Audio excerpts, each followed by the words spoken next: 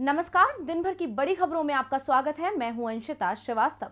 इस बुलेटिन में आज बात होगी चुनावों को लेकर राजनीतिक दलों की चिंता की, यूपी में सपा गठबंधन से बीजेपी की बढ़ती परेशानी की। जानेंगे यूपी चुनावों में किसके नेतृत्व में चुनाव लड़ेगी कांग्रेस, गोवा में बीजेपी की कैसे मदद कर रही है टीएमसी। बात करेंगे कमजोर पड़ती मोदी शाह की जोड़ी की, किसान संगठनों के बीच बनते नए गठबंधन की, और बुलेटिन के आखिर में बात चुनावों को लेकर शुरू हुए पोस्टर वॉर की। लेकिन तमाम बड़ी खबरों से पहले एक नजर सुर्खियों पर।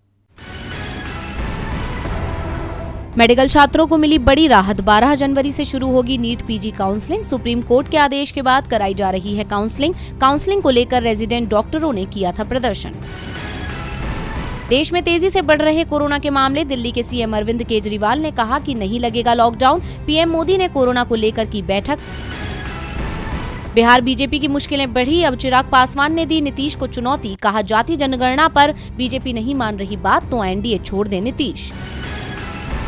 इस बार फिर यूएई में हो सकता है आईपीएल। भारत में बढ़ते ओमिक्रॉन के मामलों ने बढ़ाई बीसीसीआई की चिंता। बीसीसीआई जल्द ही आईपीएल को लेकर कर सकती है बड़ा ऐलान। इस बार 10 टीमें खेलेंगी आईपीएल। तो अब सुर्खियों के बाद बात आज की सबसे बड़ी खबर की। 5 राज्यों के विधानसभा चुनावों के ऐलान के साथ ही राजनीतिक दलों की चिंता भी बढ़ गई है, और ये चिंता है प्रचार के तरीके को लेकर, क्योंकि वर्चुअल अंदाज के प्रचार माध्यम पर एक ही दल को बढ़त मिलती दिख रही है। साथ ही दूसरी चिंता भी है, और वो है नफरत फैलाने वाली राजनीति की। इसे लेकर सपा और बसपा ने चुनाव आयोग से सख्ती दिखाने की मांग की है। तो किस दल पर लग रहे हैं नफरत फैलाने के आरोप, देखिए ये रिपोर्ट। चुनाव नजदीक आते ही आरोप प्रत्यारोप का दौर भी तेज हो गया है। साथ ही सत्ताधारी पार्टी ने हिंदुत्व का कार्ड खेलना भी शुरू कर दिया। बीते दिनों उत्तराखंड, छत्तीसगढ़ आदि जगहों पर धर्म संसद का आयोजन भी किया गया था, जिसमें हेट स्पीच का मामला सामने आया था। अब इसी मुद्दे पर अपनी चिंता जाहिर करते हुए सपा प्रमुख अखिलेश यादव ने आयोग से अपील की कि वो हेट स्पीच पर कड़ी निगाह रखे। बीजेपी के नेता वोट के लिए समाज में घृणा फैलाने का काम कर रहे हैं और आगे भी करेंगे। सोशल मीडिया पर अपनी फोटो के दुरुपयोग का आरोप लगाकर पूर्व सीएम ने कहा कि अमित मालवीय नाम का शख्स ये काम कर रहा है। ये बीजेपी की आईटी सेल का चीफ है और केंद्र व राज्य सरकार के इशारे पर उनकी तस्वीर ऐसे व्यक्ति के साथ दिखा रहा है जिस पर केंद्रीय एजेंसियों ने रेड की थी। हम इसके खिलाफ केस दर्ज कराने जा रहे हैं। हमारी सरकार बनने पर इसके लिए जिम्मेदार लोगों पर सख्त एक्शन लिया जाएगा। सपा के अलावा बसपा अध्यक्ष मायावती ने भी निर्वाचन आयोग से अनुरोध किया कि वो चुनावों को धार्मिक रंग देकर स्वार्थ की संकीर्ण राजनीति करने वालों के खिलाफ सख्त कदम उठाए। उन्होंने कहा कि इस चुनाव में भाजपा सत्ता से बाहर हो जाएगी, बशर्ते सरकारी मशीनरी का दुरुपयोग और वोटिंग मशीन से गड़बड़ी नहीं की जाए। इसके अलावा सपा प्रमुख अखिलेश यादव यहीं नहीं रुके और सपा के निशाने पर सबसे पहले योगी सरकार में खास पदों पर बैठे अफसर आ गए। दरअसल समाजवादी पार्टी ने यूपी के अपर मुख्य सचिव गृह अवनीश अवस्थी सहित प्रदेश के 4 प्रमुख अफसरों को उनके पदों से हटाने की मांग की है। सपा ने इस संबंध में चुनाव आयोग को पत्र लिखा है। पत्र में कहा गया है कि अपर मुख्य सचिव गृह अवनीश कुमार अवस्थी, अपर मुख्य सचिव सूचना नवनीत सहगल, एडीजी कानून व्यवस्था प्रशांत कुमार और एडीजी एसटीएफ अमिताभ ठाकुर भाजपा कार्यकर्ताओं की तरह व्यवहार कर रहे हैं। इनके रहते हुए स्वतंत्र और निष्पक्ष चुनाव नहीं हो सकते हैं, इसीलिए इन अफसरों को इनके पदों से हटा दिया जाए। बीजेपी के खिलाफ मायावती और अखिलेश यादव एक साथ दिखाई दे रहे हैं। वो बात अलग है कि चुनाव मैदान में दोनों अलग अलग हैं। 2017 में अखिलेश यादव ने मायावती और अजीत सिंह के साथ मिलकर चुनाव लड़ा था। इस बार अजीत सिंह के बेटे जयंत तो अखिलेश के साथ हैं, लेकिन मायावती अलग चुनाव लड़ रही हैं। सपा के साथ गठबंधन में बसपा अलग हुई तो आधा दर्जन नई पार्टियां शामिल भी हो गई हैं। सपा के साथ महागठबंधन ने बीजेपी की चिंता बढ़ा दी है।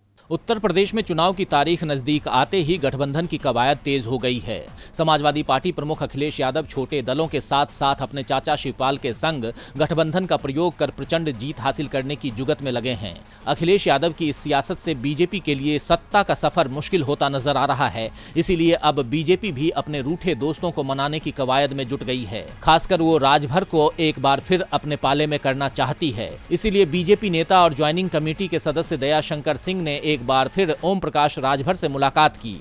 बंद कमरे में दोनों नेताओं की मुलाकात तकरीबन 3 घंटे तक चली। पिछले 1 महीने में ये दयाशंकर सिंह की तीसरी मुलाकात है। हालांकि ये बैठक सार्वजनिक हुई तो ओम प्रकाश राजभर के बेटे अरुण राजभर ने कहा कि दयाशंकर सिंह अपने लिए गठबंधन की सीट पक्की करने आए थे और वो चाहते हैं कि सुभा सपा यानी राजभर की पार्टी से वो चुनाव लड़ें। लेकिन बीजेपी सूत्रों की माने तो बीजेपी चाहती है कि ओम प्रकाश राजभर को किसी तरह से वापस अपने खेमे में लाया जाए। अगर बीजेपी इस कोशिश में सफल हुई तो अखिलेश यादव को जोरदार धक्का देने के साथ साथ पूर्वांचल में पकड़ मजबूत कर सकती है बीजेपी। हालांकि बीजेपी के दावे से इतर ओम प्रकाश राजभर कई बार कह चुके हैं कि बीजेपी में जाने का सवाल ही नहीं है और जिन्हें डूबना है वो बीजेपी में जाए। वो जब तक बीजेपी को सत्ता से बाहर नहीं करेंगे चैन से नहीं बैठेंगे। हालांकि राजनीति में जो दिखता है वो होता नहीं है। दयाशंकर सिंह का बार बार ओम प्रकाश राजभर के घर जाना और बीजेपी गठबंधन के लिए मनाना इसे हल्के फुल्के तौर पर नहीं लिया जा सकता है। खैर ये तो आने वाला वक्त ही बताएगा कि राजभर किसका साथ देते हैं। यूपी चुनाव बीजेपी के लिए बेहद मुश्किल होता दिख रहा है। अखिलेश यादव ने छोटी छोटी पार्टियों को जोड़कर मजबूत गठबंधन तैयार कर लिया है, तो कांग्रेस ने अलग ही रणनीति अपनाकर प्रदेश में खुद को मजबूत करने की कोशिश की है। यूपी में कांग्रेस के प्रचार की कमान प्रियंका गांधी संभाल रही थी और अब कांग्रेस की ओर से साफ कर दिया गया है कि प्रियंका ही पार्टी का नेतृत्व भी करेंगी। यूपी में किसकी बनेगी सरकार, किसके सिर सजेगा ताज, इसके लिए सभी सियासी दल अपनी पूरी ताकत झोंक रहे हैं। कांग्रेस भी अपनी खोई हुई जमीन वापस पाने के लिए अपना पूरा दम लगा रही है। इसका पूरा श्रेय जाता है कांग्रेस महासचिव प्रियंका गांधी को। कहीं प्रतिज्ञा यात्रा निकालकर तो कहीं लड़की हूं लड़ सकती हूं का नारा देकर प्रियंका ने कांग्रेस की बागडोर संभाली हुई है। ऐसे में कांग्रेस के वरिष्ठ नेता प्रमोद तिवारी का एक बड़ा बयान सामने आया है। उन्होंने कहा कि कांग्रेस 5 राज्यों में जीत दर्ज कर सरकार बनाएगी। कांग्रेस यूपी में प्रियंका गांधी वाड्रा के नेतृत्व में चुनाव लड़ेगी। पार्टी किसी को भी सीएम पद का चेहरा नहीं बनाएगी। कांग्रेस पार्टी में सीएम कैंडिडेट घोषित किए जाने की परंपरा नहीं है। प्रियंका गांधी वाड्रा और कांग्रेस पार्टी ने पिछले 5 सालों में जिस तरह हर एक मुद्दे पर लड़ाई लड़ी है और संघर्ष किया है, पार्टी को इसका फायदा मिलेगा। लोग मौजूदा सरकार से बेहद नाराज हैं। यूपी के लोग मौजूदा सरकार को बदलना चाहते हैं। रैलियों पर पाबंदी का स्वागत करते हुए प्रमोद तिवारी ने कहा कि चुनाव आयोग ने रैलियों और सभाओं पर जो पाबंदी लगाई है वो स्वागत के लायक है। कांग्रेस पार्टी ने पहले ही अपने सभी सार्वजनिक कार्यक्रम स्थगित कर दिए थे। चुनाव आयोग ने कांग्रेस पार्टी की मांग को माना है। पाबंदी लगाने से बीजेपी को नुकसान होगा क्योंकि वो सत्ता का दुरुपयोग कर अपनी ताकत झोंकना चाहती थी। प्रियंका नेतृत्व तो करेंगी, लेकिन प्रदेश में कांग्रेस की सरकार बनी तो वही सीएम बनेगी। इसे लेकर अभी कांग्रेस ने पत्ते नहीं खोले हैं। पत्ते कांग्रेस ने गोवा में भी नहीं खोले हैं कि सत्ता मिली तो किसे सीएम बनाएंगे, जबकि यूपी की तुलना में गोवा में कांग्रेस कहीं ज्यादा मजबूत दिखाई दे रही है। लेकिन गोवा में कांग्रेस की राह इतनी आसान भी नहीं है, क्योंकि कांग्रेस को कमजोर करने की कोशिश वो पार्टियां कर रही हैं जो खुद को बीजेपी का विरोधी कहती हैं, और ऐसी पार्टियों पर अब शिवसेना सांसद संजय राउत ने सवाल उठाए हैं। गोवा में बीजेपी को रोकने के लिए महागठबंधन की कोशिश हो रही है, तो टीएमसी और आप मिलकर इस महागठबंधन को कमजोर करने की तैयारी कर रहे हैं। टीएमसी तो जिस तरह से कांग्रेस नेताओं को अपने पाले में ला रही है, उससे विपक्षी दल ही सवाल पूछ रहे हैं कि ममता किसकी मदद कर रही है। शिवसेना सांसद संजय राउत ने कहा कि सभी दलों ने मिलकर गोवा को राजनीतिक प्रयोगशाला बना दिया है। टीएमसी की मौजूदगी का सबसे ज्यादा फायदा बीजेपी को ही मिल रहा है। टीएमसी ने कांग्रेस समेत अन्य पार्टियों के गैर भरोसेमंद नेताओं को इकट्ठा कर लिया है। ममता बनर्जी को ये बिल्कुल भी शोभा नहीं देता। वो खुद बीजेपी के विरोध में लड़ रही हैं, लेकिन गोवा में वो बीजेपी की मदद कर रही हैं। राउत ने कहा कि बीजेपी का उद्देश्य सबको पता है। बीजेपी कांग्रेस का सफाया चाहती है। वो कांग्रेस के विरोधी है, इसीलिए बीजेपी कांग्रेस के सफाई की बात कहे समझ में आता है। लेकिन ममता का टारगेट समझ से परे है, क्योंकि वो बात करती है बीजेपी को हराने की, लेकिन काम कांग्रेस को कमजोर करने का कर रही है। राउत ने कांग्रेस को भी गोवा में मजबूत नेतृत्व तैयार करने की सलाह देते हुए कहा कि कांग्रेस को पूरी मजबूती से चुनाव लड़ने की जरूरत है। इसके साथ ही राउत ने ये भी दावा कर दिया, भले ही आप और टीएमसी जैसे दल गोवा में कांग्रेस को कमजोर करने की कोशिश कर रहे हो, लेकिन इस बार बीजेपी के लिए राज्य में सरकार बनाना आसान नहीं है। बीजेपी के खिलाफ भी और बीजेपी के साथ भी गोवा में टीएमसी के ऊपर ये नारा एकदम फिट बैठता दिखाई दे रहा है, जिससे बीजेपी की चिंता कम होती दिख रही है। लेकिन बीजेपी की सबसे बड़ी चिंता यूपी में है, और इसी चिंता में मोदी और शाह के बीच दरार पड़ते भी दिख रही है। दावा तो यहाँ तक किया जा रहा है कि मोदी शाह की जोड़ी टूट गई है, और ये दूरियां बीजेपी के पोस्टर में भी दिखाई देने लगी हैं। जब जब चुनाव होता है तो बीजेपी पीएम मोदी का चेहरा आगे रखती है। उत्तर से लेकर दक्षिण और पूर्व से लेकर पश्चिम तक बीजेपी मोदी के नाम के सहारे ही चुनावी दंगल में उतरती है। इसके साथ ही अमित शाह से लेकर राजनाथ और कई दिग्गजों की तस्वीरें होती हैं। लेकिन अब की बार यूपी में दिग्गजों को साफ कर केवल मोदी और योगी के पोस्टर तैयार तैयार किए गए हैं। चुनाव तारीख का ऐलान होते ही यूपी बीजेपी ने अपना पहला चुनावी पोस्टर जारी कर दिया। पार्टी ने ये साफ कर दिया है कि बीजेपी आगामी विधानसभा चुनाव पीएम मोदी और सीएम योगी के चेहरे पर ही लड़ेगी। इसके साथ ही इस पर भी मुहर लग गई है कि बीजेपी की ओर से मुख्यमंत्री उम्मीदवार योगी आदित्यनाथ ही होंगे। यूपी बीजेपी की ओर से जारी चुनावी पोस्टर में लिखा है कि मोदी है तो मुमकिन है, योगी है तो यकीन है। इससे पहले देखा जा चुका है कि यूपी में योजनाओं के शिलान्यास और लोकार्पण कार्यक्रम में पीएम मोदी और सीएम योगी साथ साथ रहे। पीएम मोदी अक्सर सीएम योगी की तारीफ करते रहे हैं, यहां तक कि सीएम योगी भी मोदी के मुरीद हैं। ऐसे में सवाल उठता है कि क्या मोदी और शाह की जोड़ी टूट गई है? क्या अब शाह की जगह योगी ने ले ली है? क्या पीएम करते हैं योगी पर शाह से ज्यादा भरोसा? अब तस्वीरों और तारीफों के बाद तो ये सवाल उठना लाजमी है, जिसे लेकर राजनीतिक विशेषज्ञ मानते हैं कि पीएम मोदी सीएम योगी पर आंख मूंद कर भरोसा करते हैं, इसीलिए उन्होंने बिना परेशानी के अपना कार्यकाल पूरा किया। यही वजह है कि अब की बार फिर बीजेपी ने योगी पर भरोसा जताया है, लेकिन इससे अमित शाह पर से भरोसा उठने के संकेत मिलने लगे हैं।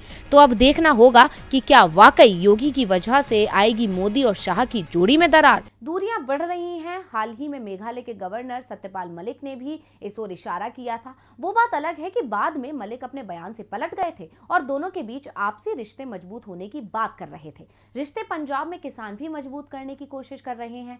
पंजाब के 25 किसान संगठनों ने संयुक्त समाज मोर्चा बनाया था और अब इस मोर्चे में एक और बड़ा किसान संगठन जुड़ता दिख रहा है। पंजाब में किसान किसके साथ जाएंगे, ये सवाल चुनावों के ऐलान से पहले ही हर व्यक्ति की जुबान पर था, लेकिन जैसे ही पंजाब के 25 किसान संगठनों ने ऐलान किया कि वो राजनीतिक मोर्चा बनाएंगे और बलवीर राजेवाल के नेतृत्व में सभी विधानसभा सीटों पर चुनाव लड़ेंगे, तो राजनीतिक दलों की धड़कन और बढ़ गई। किसानों ने संयुक्त समाज मोर्चा बनाया और आप से गठबंधन के संकेत भी दिए, लेकिन सीटों के मामले में पेच फंसने के बाद अब आप से किसान मोर्चा की बातचीत टूट गई है। किसान संगठनों ने राज्य की सभी 117 सीटों पर चुनाव लड़ने की तैयारी शुरू कर दी है। किसानों के संयुक्त समाज मोर्चा ने अब गुरनाम चढ़ूनी के साथ मिलकर चुनाव लड़ने की तैयारी शुरू कर दी है। बलबीर सिंह राजेवाल और गुरनाम सिंह चढ़ूनी के बीच गठबंधन को लेकर बातचीत शुरू हो चुकी है। इसके बाद दोनों ही संगठनों ने अपने उम्मीदवारों के ऐलान को टाल दिया है। चढ़ूनी ने कहा कि आज बात शुरू हुई है, अब रोज ही बात होगी। ऐसे में ये कयास लगाया जा रहा है कि दोनों किसान नेता आपस में गठबंधन कर एक साथ चुनाव लड़ेंगे। संयुक्त समाज मोर्चा के नेता बलबीर सिंह राजेवाल ने कहा कि आम आदमी पार्टी अन्य पारंपरिक पार्टियों की तरह काम करने लगी है, जो टिकट बेच रही है और अपराधियों को मैदान में उतार रही है, जिस कारण से हमने से दूरी बनाने का फैसला किया है। दरअसल किसान आंदोलन को पंजाब के लोगों, खासकर ग्रामीण सिख किसानों का भरपूर समर्थन मिला था, लेकिन क्या किसानों की राजनीतिक पार्टी चुनावों में अन्य पार्टियों को टक्कर दे पाएंगी, ये देखना दिलचस्प होगा। और बुलेटिन के आखिर में बात यूपी चुनावों के लिए तैयार राजनीतिक दलों के पोस्टरों की। यूपी विधानसभा चुनावों का ऐलान होने के साथ ही सभी दलों की ओर से चुनाव प्रचार के लिए नए नए पोस्टर और नए नारे सामने आ गए हैं। सत्ताधारी बीजेपी के पोस्टर में योगी आदित्यनाथ का प्रमुख चेहरा है, तो सपा का पोस्टर अखिलेश यादव के चेहरे के साथ है। बीएसपी और कांग्रेस ने भी नए पोस्टर जारी किए हैं। इस बार का चुनाव वैसे भी पोस्टर वॉर और वर्चुअल अंदाज में ही लड़ा जाना है। ऐसे में क्या कहता है किस दल का पोस्टर, देखिए ये रिपोर्ट। विधानसभा चुनावों के ऐलान के साथ ही सोशल मीडिया पर राजनीतिक दलों की सक्रियता अचानक तेज हो गई है।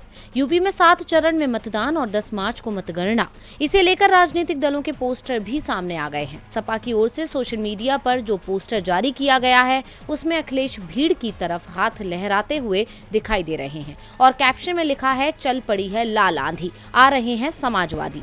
लाल आंधी पार्टी कार्यकर्ता द्वारा पहनी जाने वाली लाल टोपी को कहा गया है। विधानसभा चुनावों में इस बार सपा को सत्ता का सबसे बड़ा दावेदार भी माना जा रहा है, तो बीजेपी ने भी सत्ता बचाने के लिए पूरी ताकत लगा दी है। बीजेपी का पोस्टर भी सपा जैसा ही दिखाई दे रहा है। बीजेपी के पोस्टर में उत्तर प्रदेश के मुख्यमंत्री योगी आदित्यनाथ की भीड़ की तरफ हाथ लहराते हुए एक तस्वीर है और कैप्शन में लिखा है, राज तिलक की करो तैयारी, 10 मार्च को फिर आ रहे हैं भगवाधारी। कांग्रेस की ओर से भी नया पोस्टर जारी किया गया है और इसमें प्रियंका गांधी की बड़ी सी तस्वीर लगी हुई है। पोस्टर में दावा किया गया है, 10 मार्च आ रही है कांग्रेस। सबको चौंकाने वाला पोस्टर बीएसपी की ओर से जारी किया गया है। लंबे समय बाद ये पहला मौका है जब बीएसपी के पोस्टर में मायावती अकेले नहीं है। बीएसपी के पोस्टर में इस बार मायावती के साथ सतीश मिश्र भी खड़े दिखाई दे रहे हैं। इसे ब्राह्मणों को बीएसपी के पाले में लाने की कोशिश के तौर पर भी देखा जा रहा है और इसके कैप्शन में दावा किया गया है, 10 मार्च सब साफ, बहन जी हैं यूपी की आस। अभी तो पोस्टर युद्ध शुरू हुआ है। आने वाले दिनों में सोशल मीडिया पर दूसरी पार्टी पर निशाना बनाने वाले पोस्टर भी दिखाई देना शुरू हो जाएंगे। तो आज इस बुलेटिन में बस इतना ही। देखते रहिए डीवी लाइव। नमस्कार।